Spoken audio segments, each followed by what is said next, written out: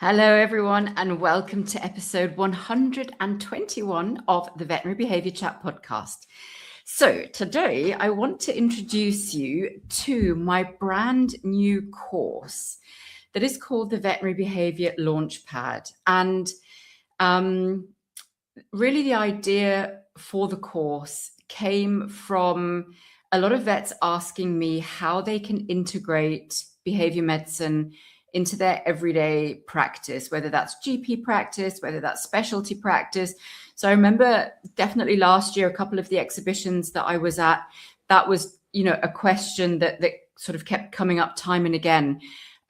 Is there space for behavior medicine within practice? And I think many of you that have heard me speak before know how passionate I am about improving the patient experience in the veterinary clinic, and this sort of whole idea of veterinary behaviorists not only seeing clinical behavior cases. Of course, that's probably the mainstay of what most of us do, but also that sort of in practice piece, that very practical piece of, creating environments that are conducive to reduce stress, because that causes better clinical outcomes or creates better clinical outcomes, how we can use certain tools to help us, specifically veterinary psychopharmacology. However, that not being the only thing, there's so much more that goes into creating those environments and the way that we handle our veterinary patients. It's such a big piece. And so I've created a course, which is a 6-module course. So each module has kind of a 1-hour lecture in there. And it really is exactly what it's called, a launch pad of how to launch behavioral thinking or veterinary behavior medicine within your practice as an integrated part of your practice. And I'll chat you through the 6 modules in a second. I'll let you know what's in them and what you can expect from them. The other thing I want to tell you about is there is a bit of a free masterclass, so a bit of a teaser in the run-up to perhaps, the launchpad or signing on to the launchpad.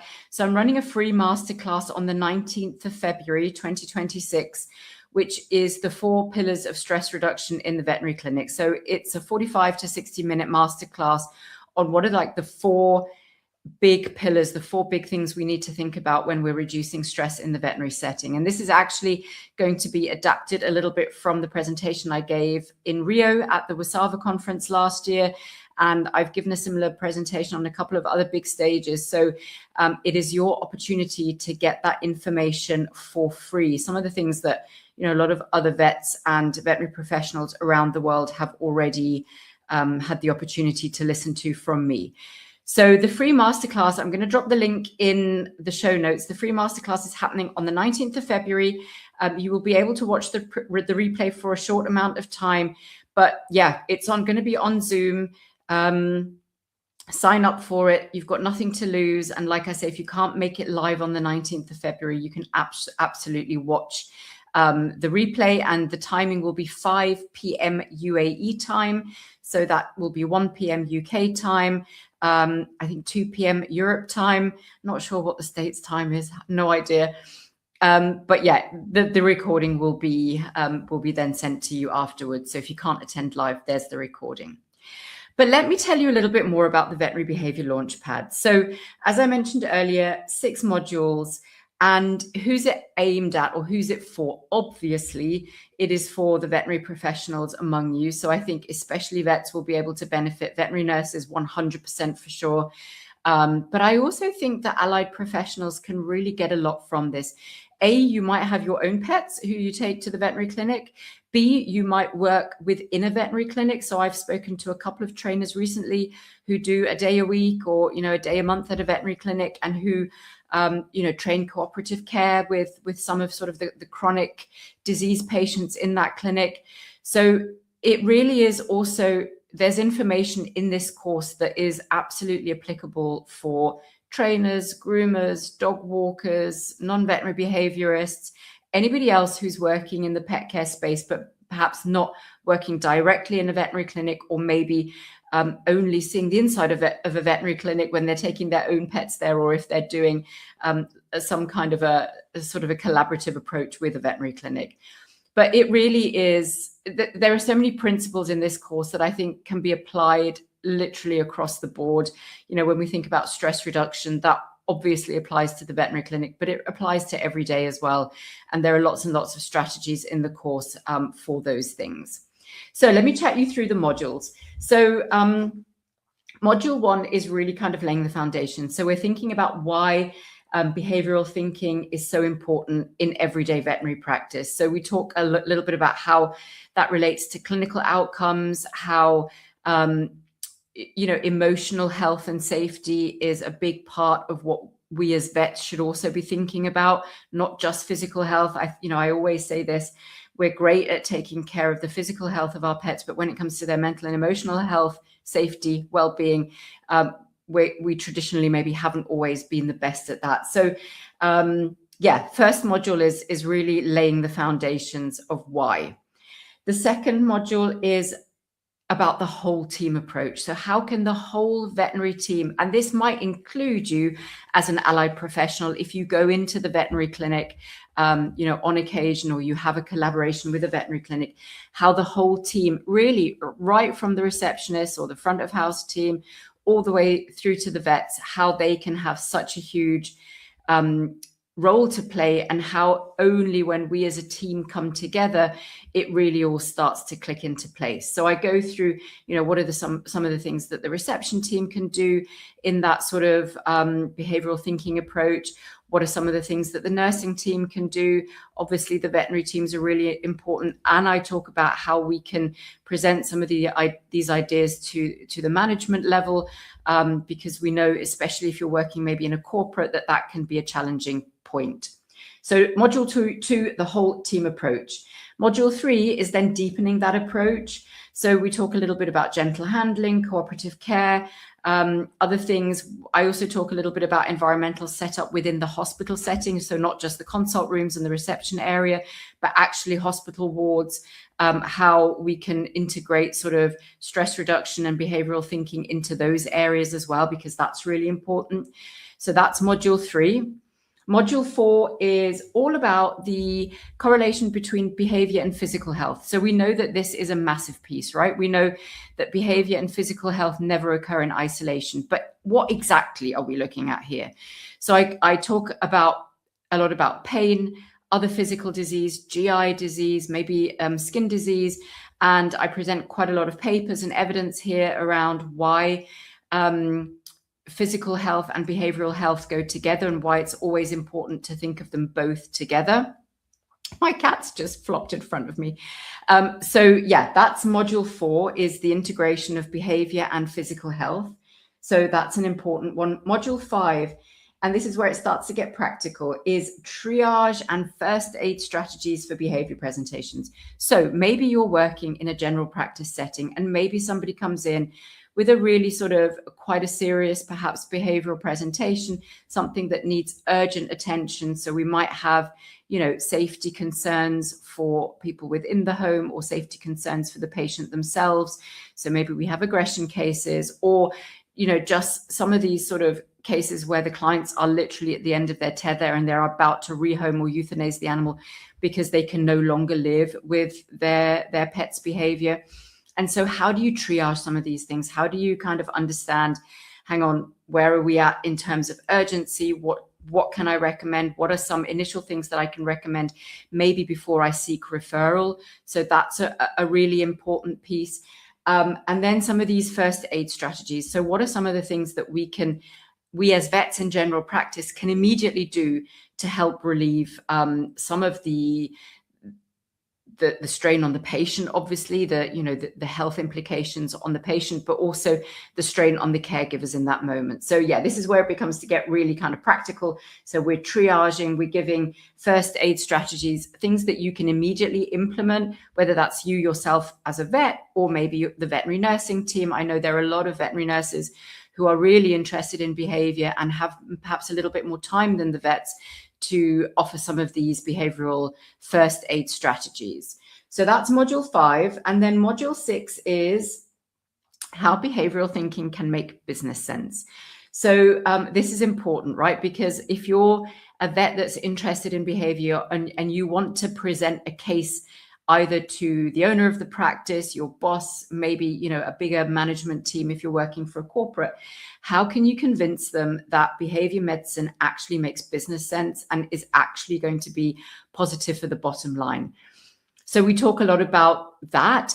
And we talk about a little bit about like what are the practicalities of setting up a behavior service. And it doesn't have to be a huge behavior service.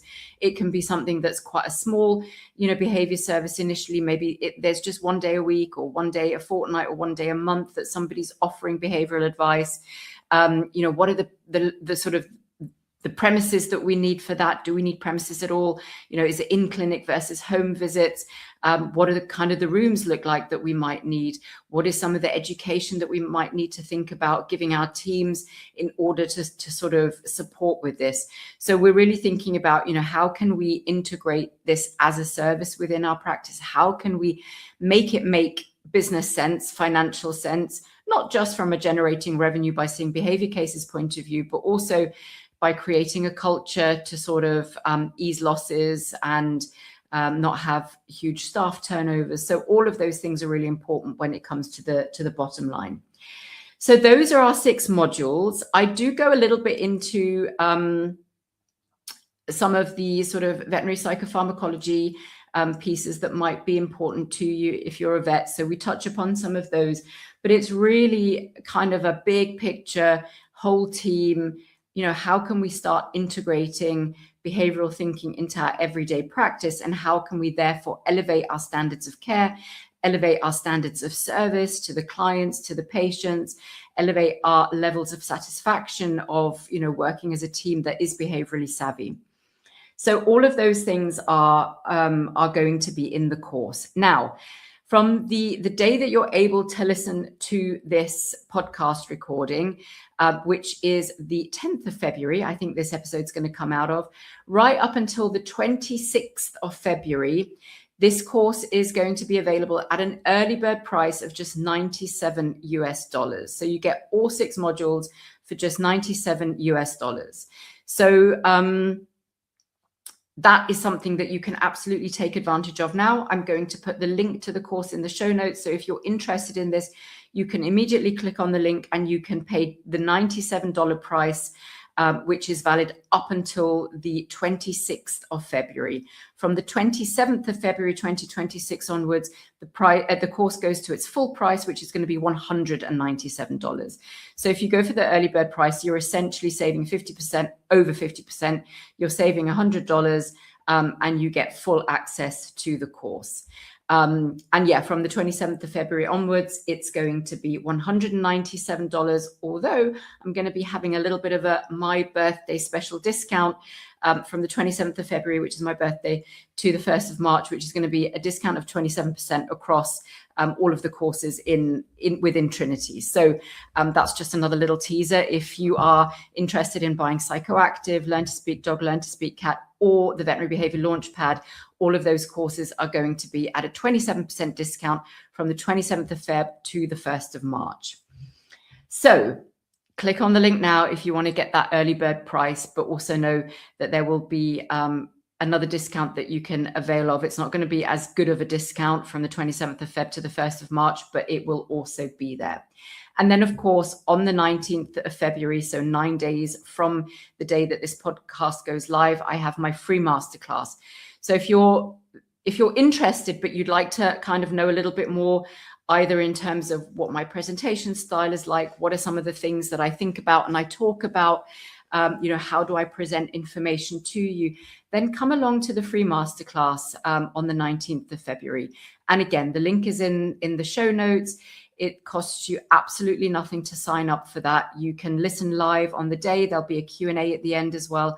Or if you can't make it live, you can absolutely watch the replay, which will be available for a period of time. So that's the Veterinary Behaviour Launchpad and the free masterclass. I hope I have, created a little bit of interest. I hope you think this might be useful.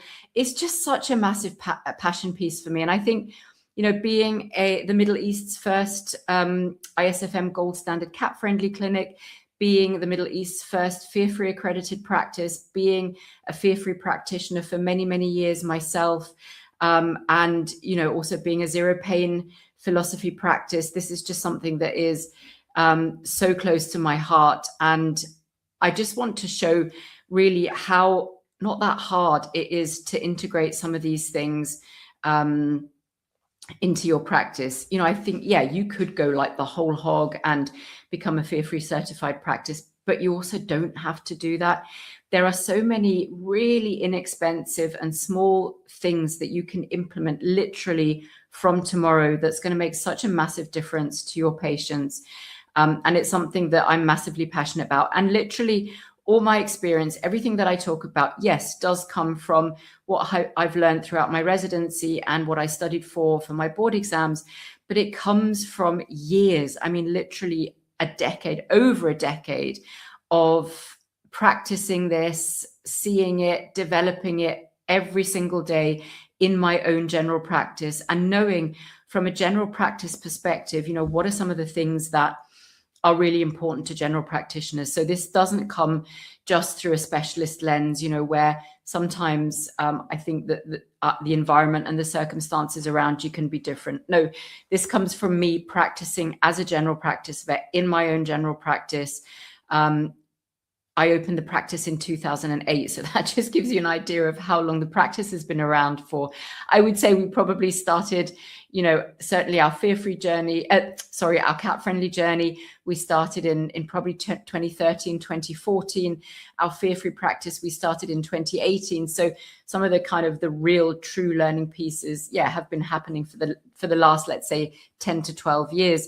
But it is literally what I have lived and breathed and been exposed to, on a daily basis in my own general practice, as well as what I've learned from a specialist point of view after that. Okay, that's it. Click onto the link, get the Veterinary Behaviour Launchpad at the super early bird price of just $97, or come along to my free masterclass on the 19th of Feb. And I very much look forward to seeing you there. All right. Thank you for tuning in, and I will see you next week for episode 122. Bye for now.